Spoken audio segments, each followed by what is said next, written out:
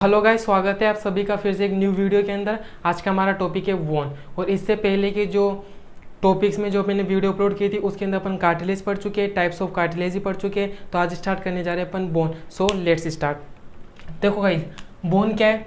Bone basically hard होती है ना, कठोर होती है। तो बोन क्या है? एक विशिष्ट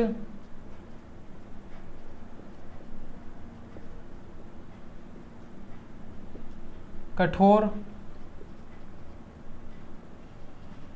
यानी कि हार्ड स्केलेटल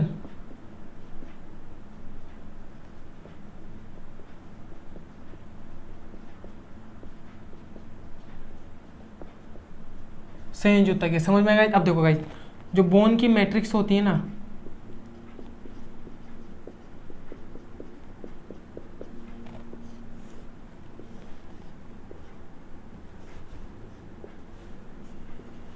तो बोन की जो मैट्रिक्स होती है, बोन मैट्रिक्स, उसके अंदर कार्बनिक पदार्थ कितना पाया जाता है और अकार्बनिक पदार्थ कितना पाया जाता है, ये याद रखना गाइस।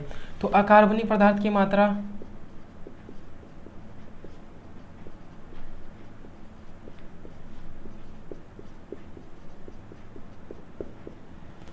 मात्रा और एक आ जाता है कार्बनिक पदार्थ की मात्रा।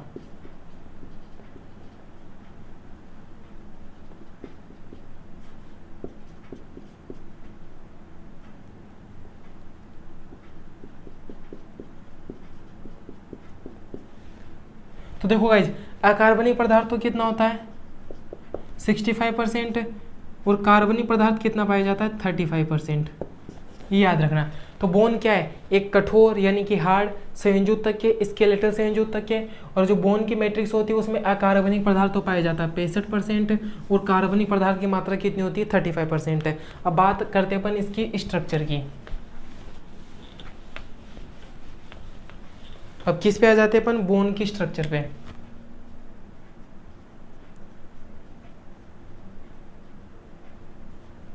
तो देखो गाइज, बोन की स्ट्रक्चर की अगर मैं बात करता हूं,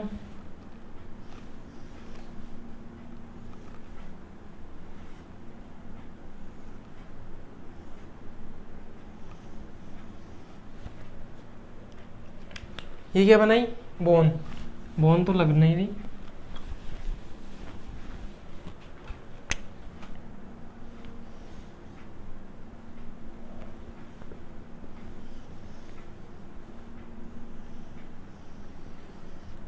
हाँ देखो गाइस, अब लग रही। तो देखो इसके अंदर ये लंबा वाला साफ्ट होता है, ये इतना। देखो गाइस, ये तो क्या कहलाता है? ये जो सबसे लंबा वाला पार्ट होता है ना, ये क्या कहलाता है? डायाफाइसिस।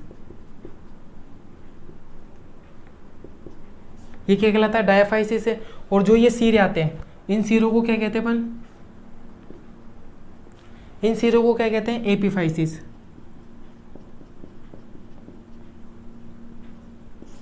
अब समझते जाना गाइज, बोन के अंदर जो लंबा वाला साफ्ट होता है वो डायाफाइसिस कहलाता है। ये जो सिरे होते हैं वो क्या कहलाते हैं? एपिफाइसिस कहलाते हैं। अब देखो गाइज, एपिफाइसिस और मेटाफाइसिस है। एपिफाइसिस और मेटाफाइसिस के मध्य के अंदर देखो गाइज, ये वाला भाग, ये इतना वाला भाग जो मैंने रेड से बनाए, इन्हें क्या कहते हैं अपन? इन्हें क्या कहते हैं गाइज अपन? एपिफाइसिस और डायाफाइसिस के जो मध्य मिलते हैं इन्हें क्या बोलते हैं अपन? मेटाफाइसिस।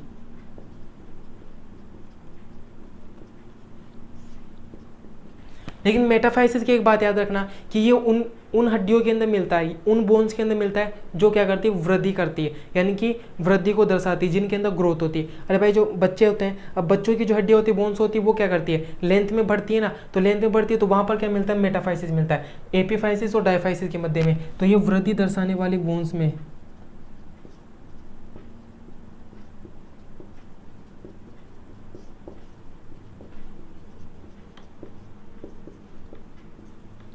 वृद्धि दर्शाने वाली जो बोन्स होती हैं उनमें क्या पाया जाता है? मेटाफाइसिस पाया जाता है। अब देखो गाइज, यहाँ पर क्या मिलती है? ये कुछ प्लेट से मिलती है, ये क्या मिलती है? प्लेटें मिलती है। और इन प्लेटों को अपन क्या कहते हैं?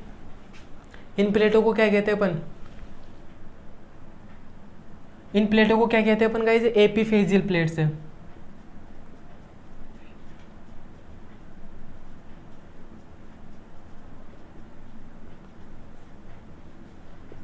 और इन एपीफेजियल प्लेट्स के अंदर क्या मिलती है, ओस्टियोसाइट्स मिलती है।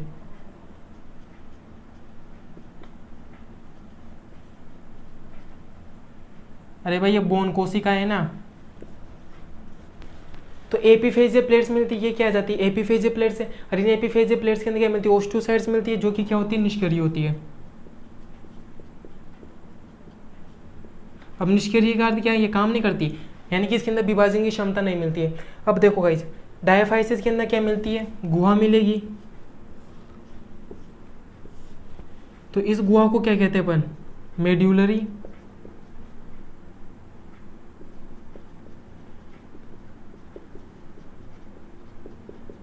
केविटी। डायाफाइसिस के अंदर जो केविटी मिलती है उसे क्या बोलते हैं अपन, मेडुलरी केविटी। और इस मेडुलरी केविटी के अंदर क्या मिलता है गाइज, येलो बोन मेरो मिलता है, जो कि क्या करता है, वसा का संग्रह करता है। समझ में गाइज। तो डायाफाइसिस के अंदर केविटी को मिलती है, उस केविटी को क्या कहते हैं, मेडुलरी केविटी। मेडुलरी केविटी के अंदर ये मिलता है येलो बोन मेरो, समझ, जिसे जो क्या करता है, वसा का संग्रह करता है। और देखो गाइज यहाँ पर जो ये एपीफाइसिस वाले भाग होते हैं, हाँ यहाँ पर भी क्या मिलते हैं गाइज,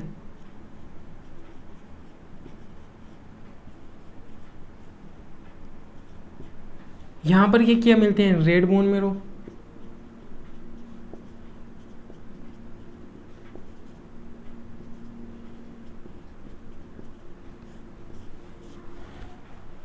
समझ में आएगा इस डायाफाइसिस के अंदर तो क्या मिलता है, येलो बोन मेरो मिलता है, और जो एपीफाइसिस वाला भाग होता है उसके अंदर क्या मिलता है, रेड बोन मेरो मिलता है। आपकी बोन की स्ट्रक्चर में इतनी बातें समझ में आई, आगे बढ़े। अब देखो गाइस, स्ट्रक्चर में भी तो और बाकी है। अब देखो गाइस, इसकी मैं स्ट्रक्चर दोबारा बनाता हूँ, उसके अंदर कुछ और चीज़ें समझानी है।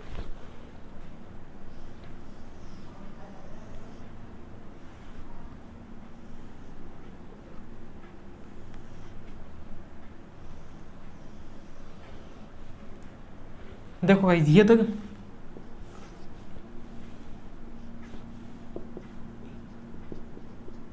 एपीफाइसिस,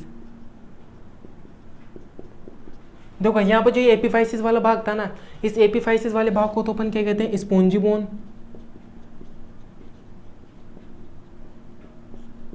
एपीफाइसिस वाले भाग को क्या कहते हैं अपन, स्पॉन्जी बोन कहते हैं।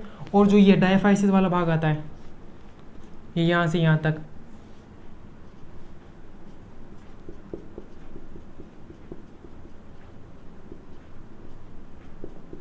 तो डायाफाइसिस वाले भाग को क्या कहते हैं अपन, कॉम्पैक्ट बोन।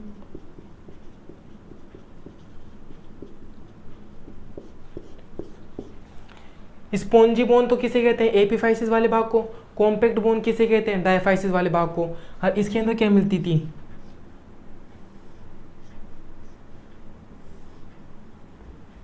केविटी मिलती थी ना ये। अब देखो गाइस, मैं क्या बताना चाहता हूं यहाँ पर कि डायाफाइसिस को जो बाहर से घेरे हुए, डायाफाइसिस को बाहर से घेरे हुए क्या मिलती है, एक परत मिलती है। ये देखो, डायाफाइसिस को घेरे हुए क्या मिल रही है, एक परत मिल रही है। इस परत को क्या बोलते हैं, इस परत को क्या बोलते हैं गाइस, पेरिओस्टियम। इस परत को क्या बोलते हैं अपन, पेरिओस्टियम, जो कि डायाफाइसिस को बाहर से घेरे हुए रहती है। और ये क्या होती है, पेरिओस्टियम क्या होता है गाइस, ये डेंस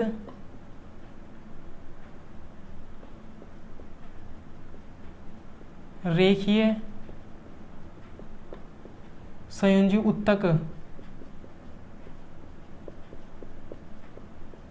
परत, जो डायाफाइसिस को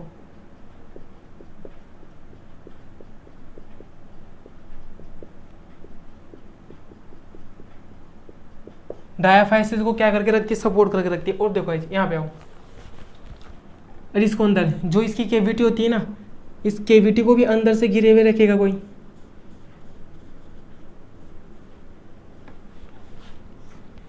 इसे क्या बोलेंगे,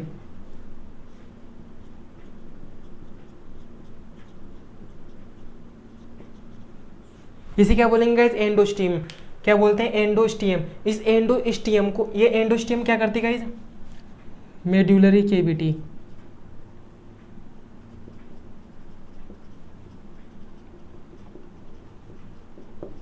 मेड्यूलरी केविटी को आस्थिरित करके रखती है।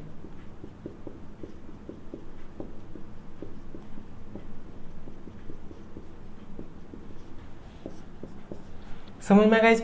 तो इसके अंदर देखो गाइज, इस दूसरे डायग्राम में क्या समझा कि डायफाइसिस को कॉम्पैक्ट बोन कहते हैं, एपीफाइसिस वाले भाग को स्पोंजी बोन कहते हैं, मेडुलर केविटी को अंदर से आस्थित करके कौन रखता है, एंडोस्टियम, और डायफाइसिस को बाहर से आस्थित कौन कर रखता है, ये लो रेड पेन से बना दिए, इसे क्या बोलते हैं, पेरियोस्टियम कहते हैं, जो कि डेंस रेखी की संयुक्त की परत होती है, जो कि क्या करती है, डायफाइसिस को सपोर्ट करती है। अब देखो गाइस, इसके अंदर ये क्या है, कॉम्पैक्ट बोन है ना। अब इस कॉम्पैक्ट बोन को अगर मैं यूँ काट दूँ, यानी कि इसका ट्रांसफर सेक्शन काट दूँ, इतनी सी, इस कॉम्पैक्ट बोन का क्या काटूँ, ट्रांसफर सेक्शन काटूँ, यानी कि अगर मैं इस मानकों को यूँ काट दूंगा तो इसका गोल संरचना दिखेगी ना। अब इसकी क्या देखने जा रहे हैं अपन, कॉम्पैक्ट बोन की संरचना।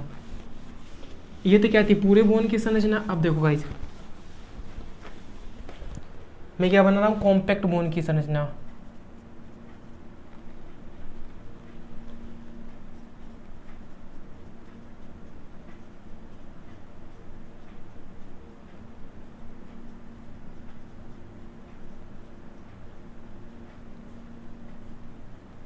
अब देखो गाइस, कॉम्पैक्ट बोन की स्ट्रक्चर, तो कॉम्पैक्ट बोन की जब मैं ट्रांसफर सेक्शन काटूंगा तो देखो गाइस, कुछ ऐसा मिलेगा मेरे को। और इसके अंदर बीच में क्या मिलेगी, मेडुलरी केविटी,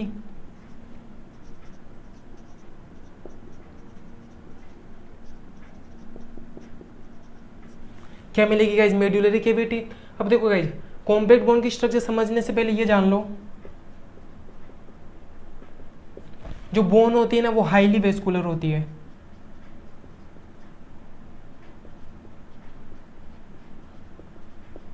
हाईली वेस्कुलर का अर्थ क्या होता है, इसमें ब्लड,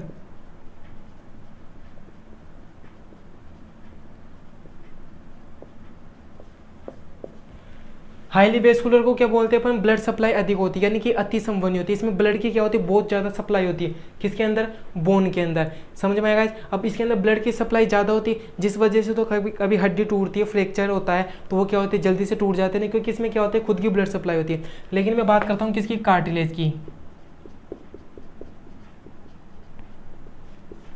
जो कार्टिलेज होती है वो नॉन वेस्कुलर होती है, यानी कि इसके अंदर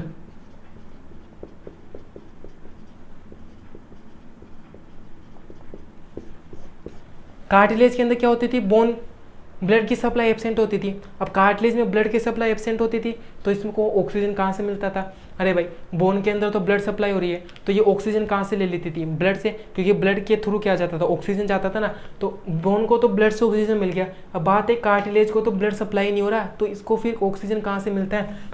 तो देखो ये पोषण पता कहाँ से प्राप्त करती है, तो ये पोषण पेरिकोन्ड्रियम,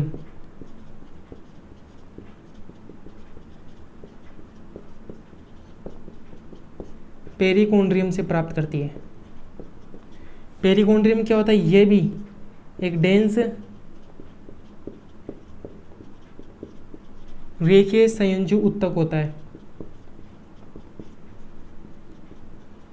जो कि क्या करता है, कार्टिलेज को चारों तरफ से सपोर्ट करके रखता है, यानी उसको घेर के रखता है। तो वहां से पोषण प्राप्त करती है पेरिकोन्ड्रियम से कार्टिलेज। तो कार्टिलेज नॉन वेस्कुलर होती है, इसमें ब्लड सप्लाई एब्सेंट होती है, जिस वजह से अगर आपने कभी नोटिस किया, अगर नोज की टिप के ऊपर लग जाती है, यहाँ पे कार्टिलेज पाई जाती है, नोज टिप के ऊपर लग जाए, या ईयर पिन ना, ये भी कार्टिलेज का एग्जाम्पल, ईयर पिन के अंदर लग जाती है, तो यहाँ पर जो इंजरी होती है वो जल्दी से ठीक नहीं हो पाती, क्योंकि इसमें खुद की ब्लड सप्लाई नहीं होती है। समझ में आएगा, तो उसका लॉजिक क्या है। जबकि बोन के अंदर, बोन क्या होती है, हाईली वेस्कुलर होती है, इसके अंदर ब्लड सप्लाई क्या होती है, अधिक होती है। अब देखो गाइस, कॉम्पैक्ट बोन का मैंने क्या करता, एक ट्रांसफर सेक्शन काटा। कॉम्पैक्ट बोन को क्या बोलते हैं अपन, डायफाइसिस।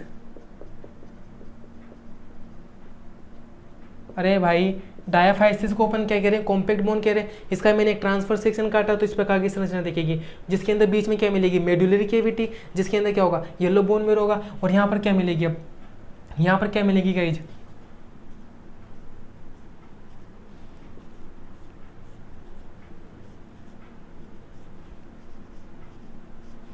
यहाँ पर ये क्या मिलेगी गाइज, रुधिर वाहिकाएं, इन्हें क्या बोलेंगे अपन,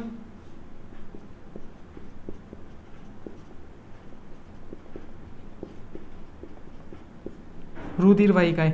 और इन रुधिर वाहिकाओं को क्या कहते हैं अपन,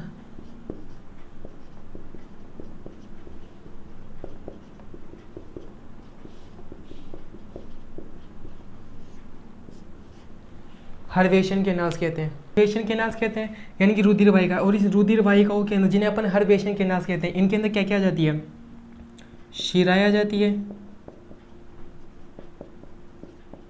वाहिकाएं आ जाती है,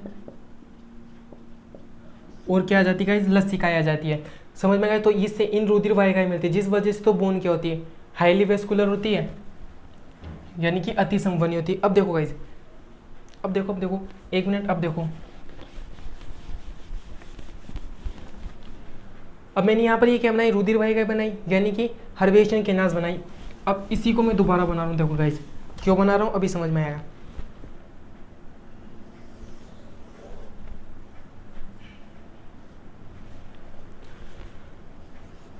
ये क्या मिलेगी, मेडुलरी कैविटी। अब हर्वेशन कैनाल्स को मैं कैसे बना रहा हूँ, ऐसे बना रहा हूँ, डॉट्स के रूप में।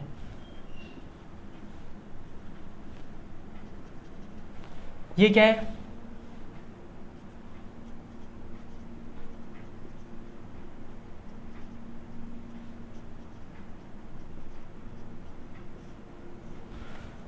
हर्वेशन कैनाल से। अब देखो गाइज, इन हर्वेशन कैनाल्स के चारों ओर क्या पाई जाती है, गुहाएं पाई जाएगी, केविटी पाई जाएगी।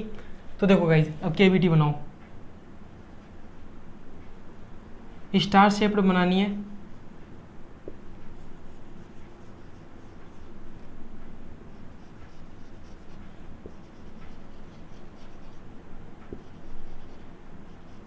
अरे भाई मेरे को तो स्टार भी नहीं बनाना आता। तो ये क्या पाई जाती है, स्टार शेप्ड। इनसे पोषण को प्राप्त करने के लिए ये क्या पाई जाती है, स्टार शेप्ड कोशिकाएं पाई जाती है, वो सॉरी गुहाएं मिलती है, जिसे क्या बोलते हैं अपन, लेक्यूने। पढ़ के आए थे ना स्टार्टिंग में, लेक्यूने। और अब इन लेक्यूने के भीतर क्या मिलती है, ये क्या मिलती है, ये कोशिकाएं मिलती है।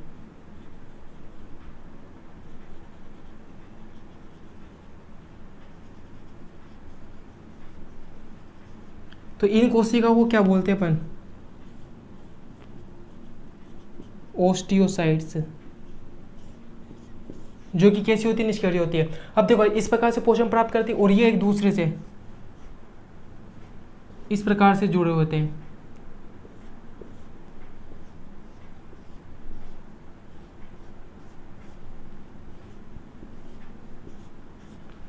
जुड़े होते हैं, और ये पता किसका निर्माण करते हैं, इसे क्या बोलते हैं अपन, लेमिला। लेमिला बेसिकली क्या है, बोन मैट्रिक्स है।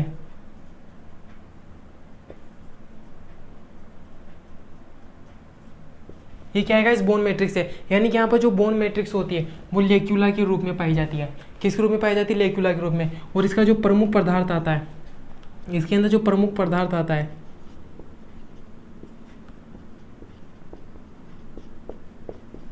वो क्या मिलता है गाइस, फॉस्फेट।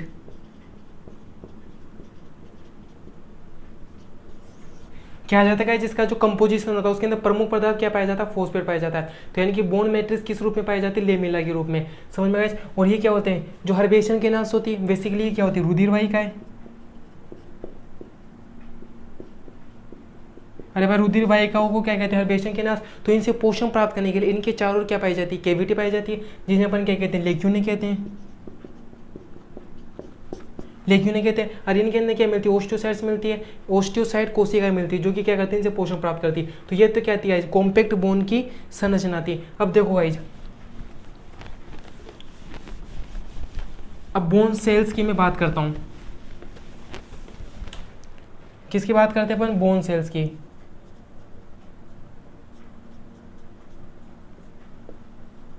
तो बेसिकली अपन 3 टाइप्स की पढ़ेंगे। फर्स्ट तो कौन सी आ जाती है, ओस्टियोसाइट्स।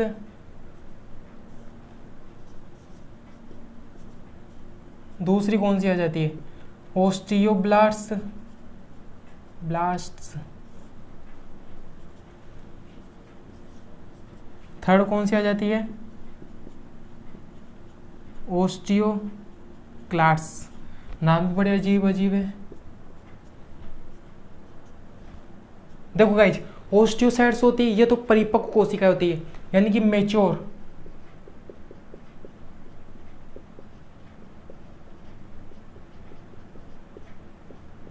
तो देखो गाइज, मेच्योर बोन सेल से परिपक्व हो चुकी है, तो बताओ ये डिवीजन करेगी, विभाजन करेगी? नहीं।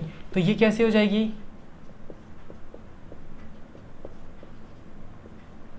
निष्क्रिय हो जाएगी। ओस्टियोसाइट्स की बात करता हूं तो ये अपरिपक्व,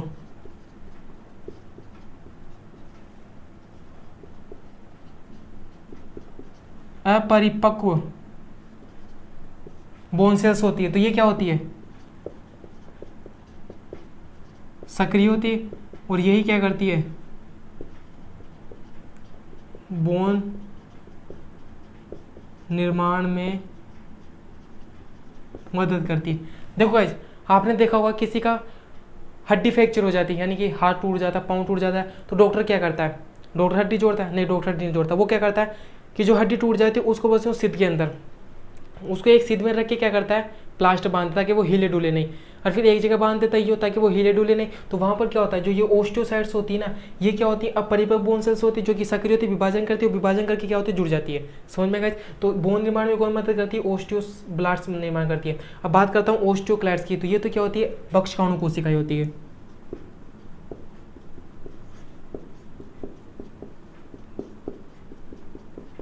अरे भाई, फेगोसाइटोसिस जानते हो ना, बक्षकाणु कोशिका जो क्या कर देती है? भक्षण कर देती है। तो ये क्या करती है? बोन्स का क्या करती है? बोन्स का क्या कर देती है गाइज? विनाशीकरण कर देती है, यानी कि बोन्स का क्या कर देती है गाइज? भक्षण कर देती है, यानी कि फेगोसाइटोसिस होती है, बक्षकाणु कोशिकाएं होती है, फेगोसाइटोसिस।